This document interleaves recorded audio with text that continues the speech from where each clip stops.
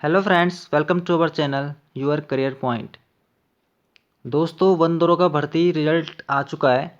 परसों इसका result declare हुआ था। तो जब रिजल्ट आया था तो बहुत सारे कैंडिडेट को शौक लग गया था रिजल्ट को देख के, क्योंकि इसमें मतलब इतनी हाई मेरिट जाना, वो भी 93 नंबर, और सबसे लो 83 नंबर जनरल कैटेगरी में। तो कहीं ना कहीं ये सवाल खड़े करता है कि इतनी हाई मेरिट कैसी जा सकती है, जबकि सही मायने में ना 83 नंबर से इसकी मेरिट स्टार्ट होनी थी। जो उसका हायर पॉइंट होना था ना जनरल में, 83 या चलो 86 होना था, लेकिन इसमें 83 लास्ट पॉइंट है। तो जिनके 70 प्लस नंबर थे, 70 से 75 के बीच में, इससे ऊपर, तो उनको पूरी उम्मीद थी कि उनका इस बार सिलेक्शन हो जाएगा वन दरोगा में। लेकिन जैसे आयोग ने रिजल्ट डिक्लेयर किया है, तो जैसे उन्होंने जब डाउनलोड किया होगा तो देखा होगा, तो उसमें तो उनको कैसा लगा होगा दोस्तों।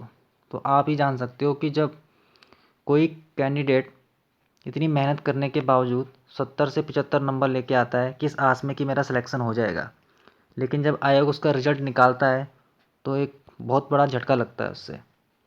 तो ऐसे में बच्चे कहीं ना कहीं एकदम डीमोटिवेट हो जाते हैं और वो नेगेटिव सोचने लग जाते हैं कि आने वाला रिजल्ट भी ऐसा ही होगा। ठीक है, तो आपने देखा होगा वो रिज़ल्ट, काफ़ी न्यूज़ में है वो रिज़ल्ट। उसको लेके बच्चे री एग्ज़ाम के लिए कह रहे हैं आयोग को, मतलब कैंपेन चल रहा है कि री एग्ज़ाम होना चाहिए, क्योंकि वो फेयर रिज़ल्ट नहीं है। क्योंकि उसमें जो रिज़ल्ट आया है उसमें साफ तरह से उसमें एक ही परिवार के दो कैंडिडेट का सिलेक्शन हुआ है। वो भी उसमें आई थिंक 7-8 परिवार हैं, जिनमें जो सिलेक्शन हुआ है उनमें मतलब उनके जो फादर का नाम है एक ही है, मतलब एक फादर नेम से दो का सिलेक्शन हुआ है।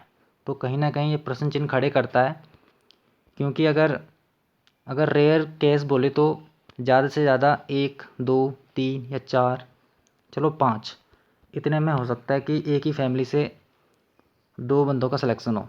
लेकिन जब 7-8 परिवार में जब दो कैंडिडेट का सिलेक्शन होता है, और लगभग सेम नंबर भी है उनके, और रोल नंबर भी उनके आगे पीछे हैं, यानी उन्होंने एक ही रूम में उनका पेपर हुआ है ऑनलाइन। ठीक है, तो कहीं ना कहीं डाउट है इसमें बच्चों को कि क्या ये फेयर रिजल्ट है।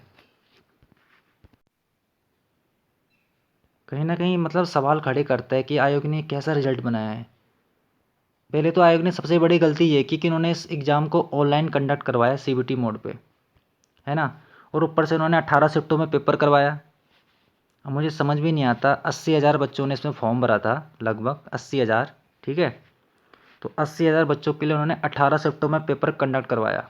आई थिंक ये 19 दिन चला था पेपर, मुझे याद नहीं है। 19 दिन, 19-20 दिन लगभग ये पेपर चला था। सबसे लंबा चला था मतलब उत्तराखंड के इतिहास में जो ऑनलाइन एग्ज़ाम हुआ था ना, इतना लंबा पेपर चला था। 18 शिफ्टों में पेपर करवाया, वो भी सीबीटी मोड पे। और ऊपर से इन्होंने जो क्वेश्चन डिलीट किए हैं, तो वो तो सबको ही पता है कि 18 से 20 क्वेश्चन इन्होंने डिलीट किए हैं लगभग, एवरेज हर शिफ्ट में। अब ये कंफर्म नहीं है कि किस शिफ्ट में इन्होंने कितने क्वेश्चन डिलीट किए हैं। तो कहीं ना कहीं ये मतलब कैसा रिजल्ट है, ये मुझे फेयर रिजल्ट नहीं लग रहा है। मुझे क्या, जो हर कोई मतलब तैयारी वाला छात्र होता है, तो उसके मन में हमेशा संदेह रहता है कि मतलब ऐसा कैसा हो सकता है।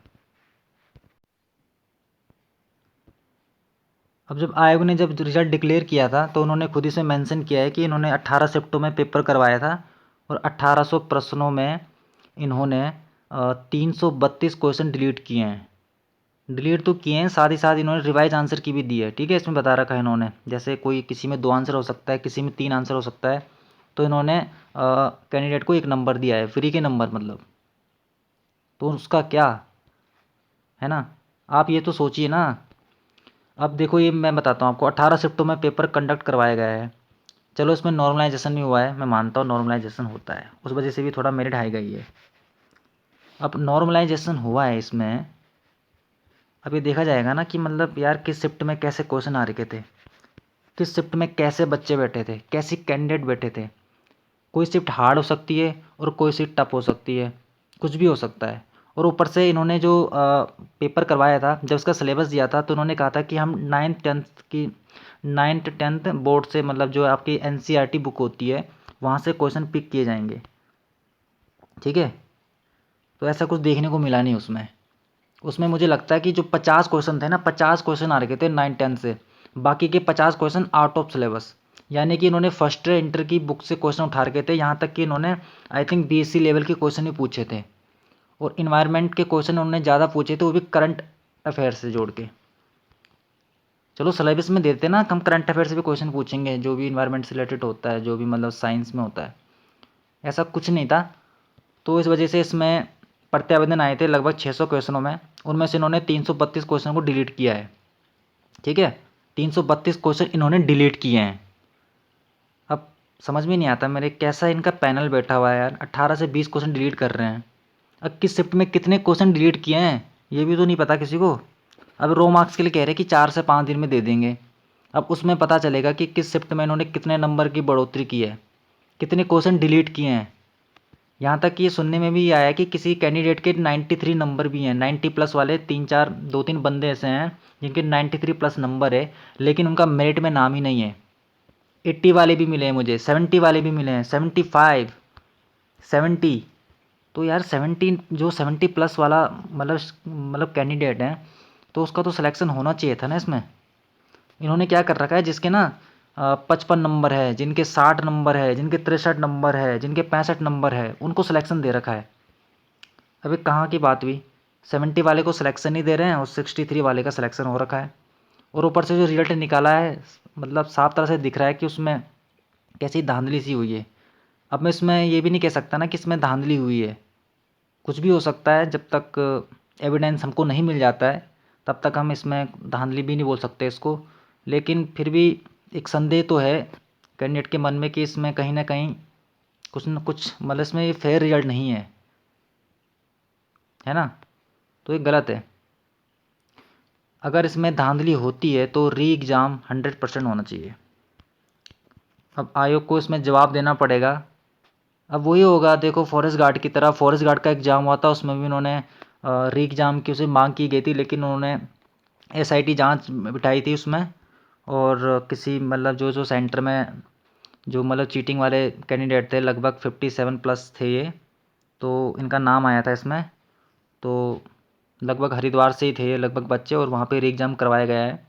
तभी जाके 3 शिफ्ट में एग्ज़ाम हुआ था फॉरेस्ट गार्ड का, लगभग वो 2 शिफ्ट में होने वाला था, हो चुका था, लेकिन उसके 1-1.5 साल बाद ये 1 शिफ्ट में और करवाते हैं कंडक्ट। तो तो उसमें भी यही होने वाला है दोस्तों। अगर ज़्यादा इसमें मांग उठेगी, आयोग कहेगा कि मैं एसआईटी जांच बिठाता हूँ। एसआईटी जांच में भी लगभग 6 महीने का टाइम तो लग ही जाता है अपने उत्तराखंड में, और लगभग ये तब भर्ती मतलब फंस जाती है। 1 साल के बाद ही पता चल पाएगा इसका क्या होगा, अगर इसमें चीटिंग हुई है, एसआईटी जांच बैठती है। ऊपर से इसमें हाई कोर्ट में भी जा रहे हैं बच्चे, उनका वो राइट है। अगर उनको लगता है कि उनके साथ ठीक नहीं हुआ है, कुछ अनियमितताएँ हुई है, तो उनका पूरा राइट है कि वो हाई कोर्ट में जाएं और अपना उसमें सामने पक्ष रखें कि जो जो मतलब उनको लगता है कि ये गलत है। ठीक है, आयोग का पता नहीं कैसा पैनल बैठा हुआ, वहाँ पे कैसे एग्ज़ाम कंडक्ट करवाते हैं यार वो। मेरे तो समझ में यही नहीं आता है कि वो मतलब कैसे उसमें, कैसे उनके जो लेक्चरार होते हैं वहाँ पे कैसे क्वेश्चन मतलब सेट करते हो। 18 से 20 यार, 100 नंबर का पेपर हो रहा है, तुम उसमें से 10-20 नंबर का क्वेश्चन डिलीट कर रहे हो, है ना। ऊपर से नॉर्मलाइजेशन भी तो है इसमें। यहाँ तक कि सुनने में आया कि किसी किसी में तो 20 नंबर का नॉर्मलाइजेशन हुआ है, किसी में 25 नंबर का, किसी में 5 नंबर का, किसी में 10 नंबर का। और नॉर्मलाइजेशन में नंबर घटते भी हैं, तो किसी के 10 भी घट सकते हैं, किसी के 20 भी घटे होंगे, किसी के 5 भी घटे होंगे। अब हर कैंडिडेट को कोई तो जानता है नहीं कि किसके कितने घटे हैं, पर वो बात सामने आ ही जाती है ना। तो ये गलत है। अगर इस भर्ती में कुछ अनियमितताएँ हुई हैं तो इसका री एग्ज़ाम ही एक सबसे बड़ा उपाय होगा। ठीक है, री एग्ज़ाम। अब बहुत सारे कैंडिडेट मतलब बोल रहे हैं कि इसका री एग्ज़ाम नहीं होना चाहिए, इसका एक रिज़ल्ट फिर से रिवाइज रिज़ल्ट आना चाहिए, रिवाइज आंसर की, कि 18-20 जो क्वेश्चन डिलीट किए हैं उसको आप वापस ले लो, इसको डिलीट मत करो। और मतलब इसका जो मतलब मेरिट जानी चाहिए थी लगभग 70 to 75 के बीच में, यहाँ पर इसकी लास्ट मेरिट आनी चाहिए जनरल में। तो अगर ऐसा भी होगा ना दोस्तों, तो जो मतलब जिनका नाम आया है तो वो हाई कोर्ट में चले जाएंगे, फिर से वही गाड़ी, है ना, बात घूम फिर के वहीं आ जाएगी। इसीलिए सबसे बड़ा इसमें जो मुझे लगता है सबसे बेस्ट होगा, इसमें री एग्ज़ाम ही एक इसमें बेस्ट उपाय रहेगा, ताकि सब बच्चों को न्याय मिल सके इसमें, है ना। क्योंकि जिसने तैयारी की है वो फिर से अपना रिवीजन स्टार्ट कर देगा और अच्छा नंबर गेन कर सकता है। बाकी मैं ये नहीं कह रहा हूँ कि एग्ज़ाम होना चाहिए, बट तब कह रहा हूँ अगर इसमें धांधली हुई है तो। ठीक है। बाकी आपकी क्या राय है, आप कमेंट बॉक्स में ज़रूर अपनी राय दीजिए, अपने नंबर भी बताइए आपके नंबर कितने हैं। बाकी जब रो मार्क्स आएंगे उसके बाद भी अपने नंबर इसमें पिन कर देना, मतलब कमेंट कर देना, तो मैं उसको देख के एक नई वीडियो लेके आऊँगा। तब इसमें मतलब क्या हो सकता है, बाकी जो तो उसको देख के हताश ना हो जिनका इसमें नाम नहीं है। ठीक है। इसमें पूरी जांच होगी अभी। ठीक है। सारे मतलब छात्र जुमा एक साथ हो जाएंगे इस रिजल्ट को देख के, अगर इसमें धांधली हुई है तो। इससे पहले जब यूपीटीआर पेपर करवाता था तो उसमें ऐसे रिजल्ट देखने को मिलता था। मुझे अभी भी याद है उसमें ना मेरिट बहुत जाती थी, 90, 95, 96 भी मेरिट जाती थी उसमें, जब यूपीटीआर पेपर कंडक्ट करवाता था। वो उस टाइम की बात है, लेकिन हमने यूके ट्रिपल सी बनाया 2014 में, ताकि इसमें अनियमितताएं नहीं आए और टाइम पे ये मतलब जो ग्रुप सी पेपर होते हैं, ग्रुप सी पेपर को कंडक्ट करवा पाए टाइम पे, और इसका टाइम पे रिजल्ट आए और फेयर रिजल्ट आए। लेकिन जो आयोग ने कराया है मतलब पता नहीं, मुझे समझ में नहीं आ रहा है क्या है इनका। इससे पहले उन्होंने एलडी का रिजल्ट निकाला, एलडी का रिजल्ट आया था, और भी कुछ रिजल्ट आए थे, चाहे जनरल पेपर हो चाहे कोई सब्जेक्टिव पेपर हो, तो उसमें उतना मतलब उसमें उतने कैंडिडेट ने कुछ नहीं बोला था, क्योंकि वो फेयर रिजल्ट था। फॉरेस्ट गार्ड में भी बच्चे खुश हैं जो रिजल्ट आया था, क्योंकि उसमें पकड़े गए थे ना 57 बच्चे, और मेरिट भी उसकी लो गई थी, तो जाहिर सी बात है कि उसमें शायद जो मतलब कहते हैं ना, उसमें से उन्होंने मतलब दाल में से पत्थर को अलग कर दिया था उन्होंने। तो इसमें भी अब देखना पड़ेगा कि अगर ज़्यादा इसमें ऐसे कैंडिडेट पाए जाते हैं जिन्होंने इसमें गुमराह किया है मतलब सभी छात्रों के साथ, ठीक है, तो उनके साथ हमेशा गलत होगा और उन्हें कड़ी से कड़ी सज़ा दी जानी चाहिए। जैसे यूपी में हुआ था ना आजकल पेपर, तो जैसे हमारे योगी योगी जी ने कैसे उन पे धाराएँ लगाई थी, तो वैसा ही होना चाहिए उत्तराखंड में।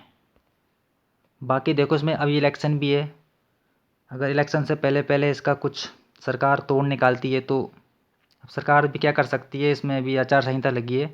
बाकी अब आयोग के हाथ में है ये, संतोष बड़ोनी जी के हाथ में, हमारे सचिव साहब, तो उनको फैसला लेना है और ज़्यादा से ज़्यादा इसमें आपको आवाज़ उठानी है अगर गलत हुआ है। ठीक है। तो वेट करते हैं, वैसे बच्चे हाई कोर्ट में जा रखे हैं, क्या इसका मैटर होता है। ठीक है। बाकी आचार संहिता है, आप प्रोटेस्ट भी नहीं कर सकते हो। बाकी आयोग से यहाँ पे अब कुछ बेरोज़गार संगठन मिलने की कोशिश करेंगे, उनसे मीटिंग करेंगे कि इसमें क्या हुआ है, आखिर वो अपना पक्ष रखे और इसमें एक सही फैसला ले। अगर इसमें गलत हुआ है तो उसका एक उपाय निकाले और सभी बच्चों को न्याय मिले, जस्टिस मिले। ठीक है। तो री एग्ज़ाम हो सकता है इसका, जिस हिसाब से देखने को मिल रहा है। बाकी अपनी तैयारी में आप लगे रहिए आगे आगामी एग्ज़ाम की। बाकी अभी वीडियो का रिजल्ट आना है, तो उसको लेके आप हताश ना हो, कहीं ऐसा ना सोचे कि उसमें वैसी मेरिट जाएगी। उसका अलग ही रोल है, वो 3 शिफ्टों में पेपर हुआ है ऑफलाइन, तो उसमें मेरिट ऐसी नहीं जाएगी। अगर सपोज उसमें मेरिट जाती है 70 प्लस जाती है, तो समझ आना उसमें भी ऐसा कुछ ना कुछ गड़बड़ हुआ है। लेकिन आप बी पॉजिटिव रहे, पैसेंस बनाए रखें, ऐसा नहीं होगा उसमें। ठीक है। हमेशा बी पॉजिटिव सोचें।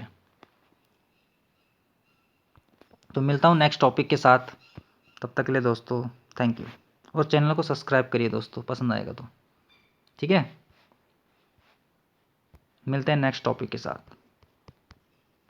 थैंक यू दोस्तों।